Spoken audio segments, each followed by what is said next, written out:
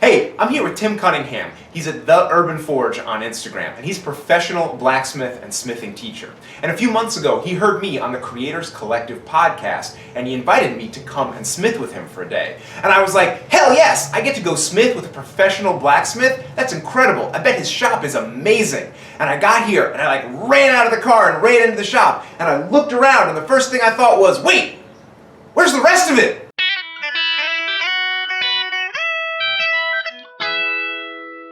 So Tim, you are a full-time professional blacksmith. Correct.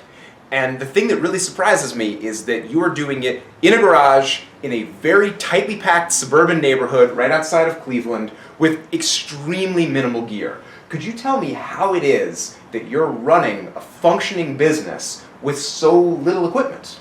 Yeah, so for me, in this compact space, I had to think about what were the essentials and what is it that I make.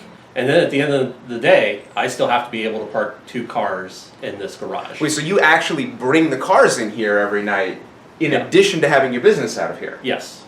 Okay, so how is that possible? What's the gear list? What are the things that you absolutely have to have? So broadly speaking, the things that you have to have is the same thing I tell everybody. A forge, an anvil, and a hammer. That's it. You can make everything else that you need. I don't have a power hammer. I don't have space for a power hammer. So the projects that I work on, that also limits me on stock size and material size. So I have to consider that when I'm taking on business. I mostly focus on things that people like to use. Because the stuff that I make, I want it to be usable.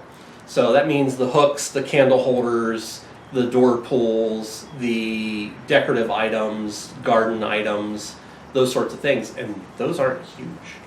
So a lot of the other smith shops that I've been in, I've been blacksmithing for about a year, I've been in many other shops, and most of them are like really decked out. And they've got a power hammer, a tire hammer, hydraulic press, welders, plasma, sometimes a lathe and a milling machine. Like I've been in some very, very decked out shops, and I've kind of gotten the impression that just having the forge and the anvil and the hammers is like sort of not going to get you there. You got to have all the rest of the stuff. Like you have to have welding capability and stuff. No. And so you don't feel that way, and you're getting your business done without even having a welder. Without even having a welder. So do you do a lot of forge welding, or do you do traditional joinery, or do you just avoid projects that would require that? I try to find ways to work around not having a welder. Having a welder is nice. Yeah, it's great. But there are other ways to adjoin metal, so you can do a forge weld.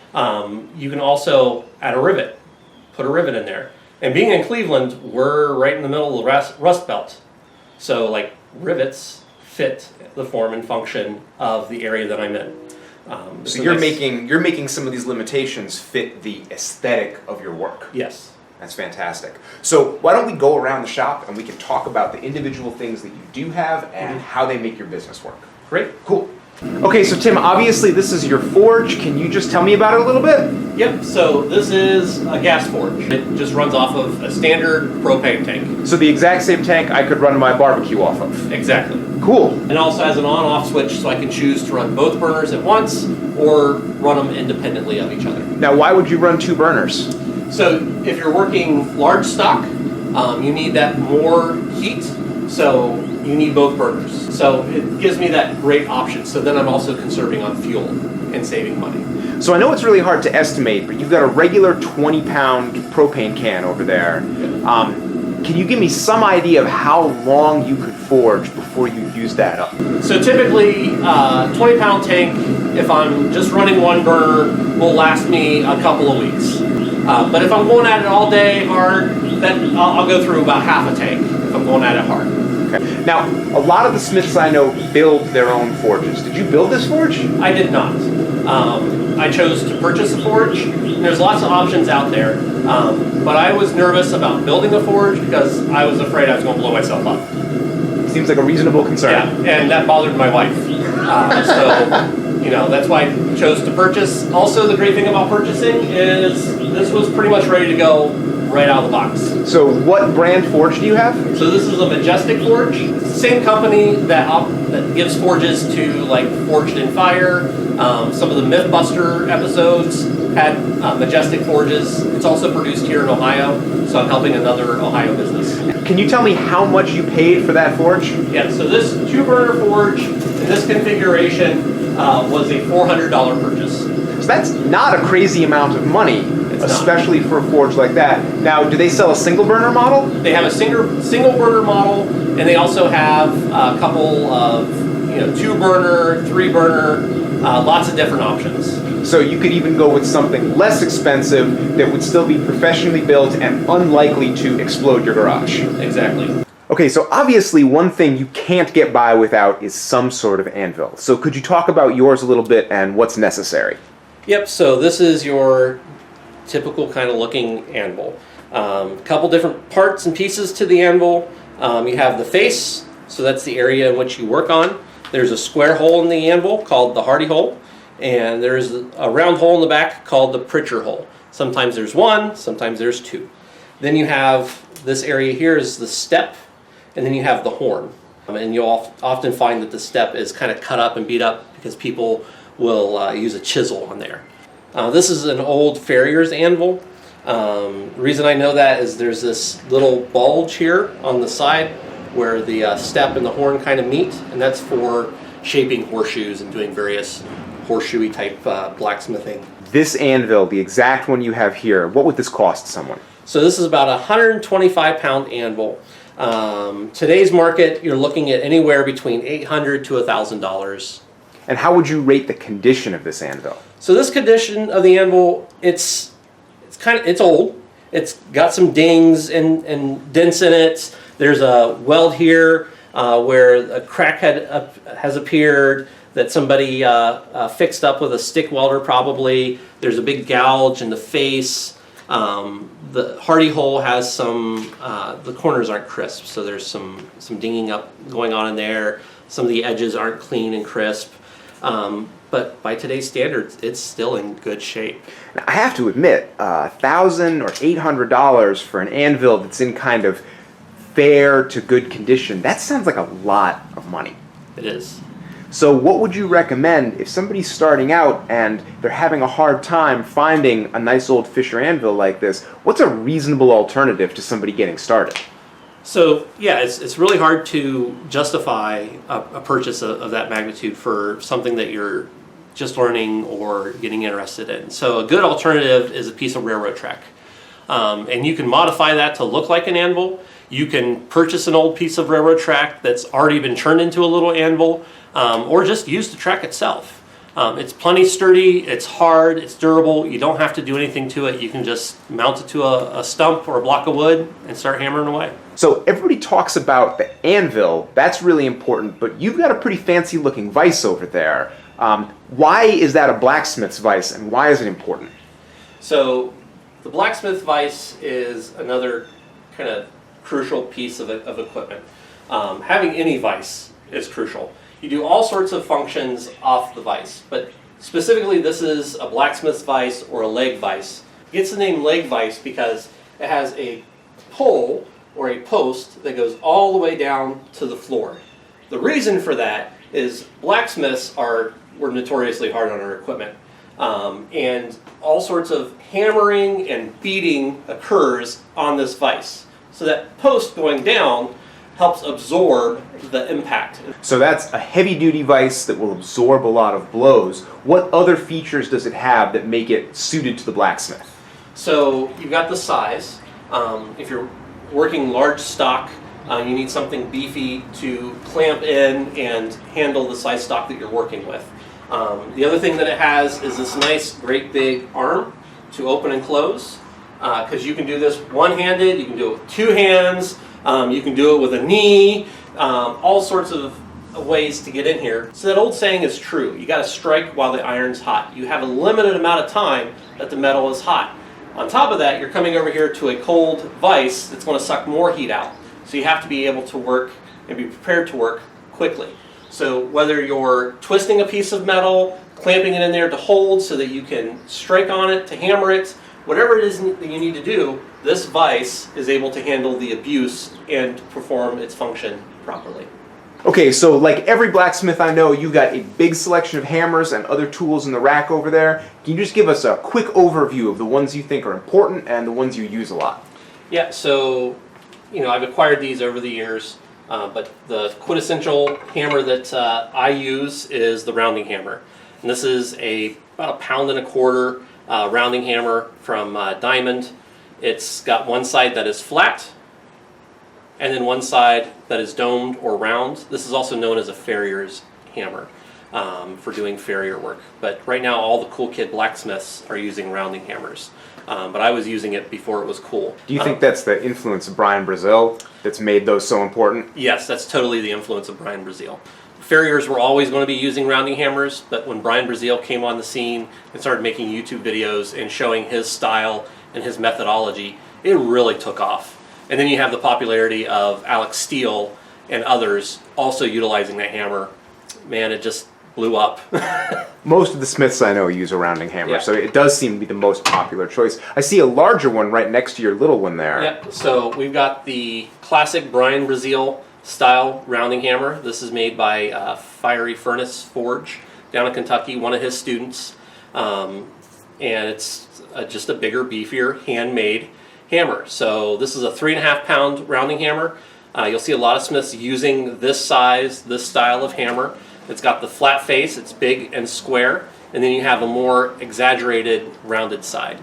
And that really helps move the metal, especially when you bump up to 3/8 and higher to inch material. You can really move a lot of material with this. Is that hammer too big? Is it fatiguing to use that for a long time? I think it is. I find that I can swing this for an hour or so, and then I have to bump down to a lighter hammer. And I gotta say, I can swing this a lot more times than I can swing this. When I started learning blacksmithing, I had the rounding hammer. The next hammer that I bought was this lineman's hammer. This is a Vaughn. It's been around for a long time. This is about 2 pound hammer. It's got 2 flat faces. And I use this thing to also move a lot of material. It served me well and is a great general purpose forging hammer. Then there's also a cross peen. Now this cross peens come in a wide variety of shapes and styles. This one's a handmade one by Wahlberg Forge in Michigan. He donated this to my blacksmithing teaching classes. But it's got a nice big kind of domed face, and this is the peen area. For drawing out material, moving material around. So I have to be honest, compared to a lot of the hammers I've seen, that one is a little bit funny looking. Is it still an effective hammer? It's still an effective hammer. When I got this, I was kind of like, that's a goofy looking hammer, but it has earned its spot in my toolbox. I see that you have a number of ball peen hammers there. Do they get much use at the forge? They do. So the ball peen hammers are great when I'm doing delicate work. Again, not a very heavy hammer, but when I'm rolling a scroll or doing the end of a hook, just a light tap goes really far. The other thing I use this for is for creating a bulge, an isolated bulge in the material. So I use that ball peen section for that. And then how about tongs and other stuff like that? Yep. So I got a wide selection of tongs. I got a few over at the forge that I use more often. But I've got some larger tongs over here for handling the bigger material. Some of them are 100 years old. Some of them I bought this year. So this is a gooseneck pair of tongs for handling railroad spikes. Got that, purchased that a couple years ago. It's a great tool. But I also have, this set of tongs that's over 100 years old, and it's still going strong, still very usable. Do you have a source for tongs that you like? I get my tongs from a couple different places. I can get tong blanks from Ken's Custom Ironwork, and those are great. They're easy to manipulate, they're easy to forge, and in about an hour I can have a functioning set of tongs. It's beautiful. Or I can go online and I can order from Blacksmith Depot, which is where I got these, and in a couple of days I have a pair of tongs that show up to my house and I'm ready to rock and roll. I have to admit, looking at those, I feel like if I tried to forge something like that, first of all, it's beyond my skill right now. Second, it would be a major project. It's a very well-formed tool. That would take me a long time to make something not that good. Yeah, same with me. Like I said, I'm not the best tong maker, so it would take me quite a while to, learn how to make something like this, succeed, fail, like that aspect, not like this other aspect, and then turn around and do the project 3 more times. So, Tim, I've been in a lot of smith shops, and most of them are like obsessed with their 2x72 belt grinders. And people really talk like those things are almost essential. And what I see you have there is a very basic bench grinder. Can you talk about what you use that for, and are you happy with it?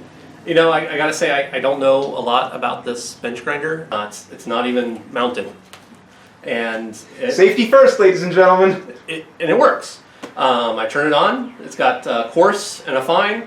I use it to remove heavy scale and sometimes to refine a point on a hook and things, and to remove, like when I've been drilling through some metal to get rid of the rag and stuff like that off of the back of my flower blanks and hooks and stuff. So I'm not a big grinder guy, but this works just fine for my purposes and what I'm doing. Now, rather than grinding or having a belt grinder, do you use farrier's rasps very often? I will. If I really need to get into a place and polish something up or to remove a lot of material, I do hot rasping. So I'll get the material, it's glowing red, and get a farrier's rasp, and it's even a used farrier's rasp, and use that to remove material and to do a lot of polishing on there. And it throws sparks, and it is very, very effective. Now, anybody who watches my channel knows that I'm a huge fan of the drill press. I've done several videos about how important I think they are. I haven't used them a lot in smithing, though, so what's the place of the drill press in your shop? So for me, for when I'm using a drill press, I use it for a couple of reasons. To drill that hole so that you can mount a hook to the wall, or to put the hole in for the hinges, for mounting hardware. The other thing I use it for is, again, because I'm interested in housewares and things that people are going to use, sometimes my angle grinder isn't very good at getting into that bend for the J hooks and the S hooks. So I've got a simple little wire wheel plugged into my drill press, so I can get into those little nooks and crannies that I can't otherwise get with my angle grinder.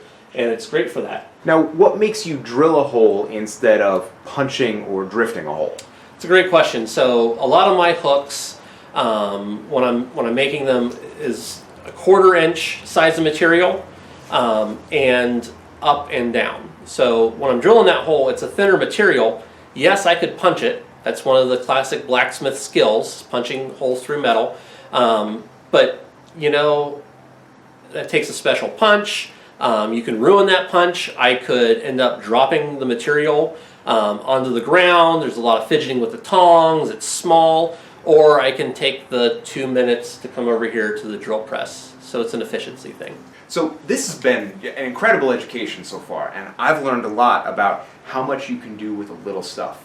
But one of the things that fascinates me about you is that most of the blacksmiths I know are hobbyists, and you're a professional. You're making your living, making things and teaching classes. So out of the tools we talked about, which are the things that bring in money? What are your money-making tools here? So for me, what makes the money is the decorative items, the pretty things. So I'm hearing you talk about a lot of like craft sale stuff, Etsy stuff, Yep. nice small retail items. Yeah. What are the key tools for producing those items at volume and a good quality? So what helps produce that stuff is those 3 basic tools: the hammer, the anvil, and the forge. You can make a hook just using those 3 basic things, and having a decent set of tongs does help with all that when you're handling hot material. So those are the basics that you need to produce those items. Everything else you can either make or you can purchase. For flowers, you can buy flower blanks off of several blacksmith companies online, and they'll ship them to you, and you get the rose kit. You can make your rose, give it to your wife, sell it to somebody. You can then take those individual flower petals, and instead of making one giant rose, you can make 5 individual hooks with flowers on the ends of them. That's really fascinating. Well, listen, thank you so much for bringing us into your shop, for showing us what you can do with a limited amount of stuff. I really appreciate it. Thanks for your time. No problem, thank you. Hey guys, thanks so much for coming along with me to check out Tim Cunningham's shop. One of the reasons I made this video is that Tim is thinking about getting into the content game. He wants to make videos about how you can make awesome stuff out of metal using basic tools and without a lot of expensive equipment. Sound familiar? Well, I think Tim could make fantastic videos, and he just needs a little bit of encouragement. So you can follow him on Instagram at The Urban Forge, and you can check out his brand new YouTube channel, which is also The Urban Forge. He's only got 1 or 2 brief videos out right now, but if you go over and subscribe and leave him some comments, maybe we can encourage him to start making videos that are going to make blacksmithing easier, more accessible, and more fun for the beginner.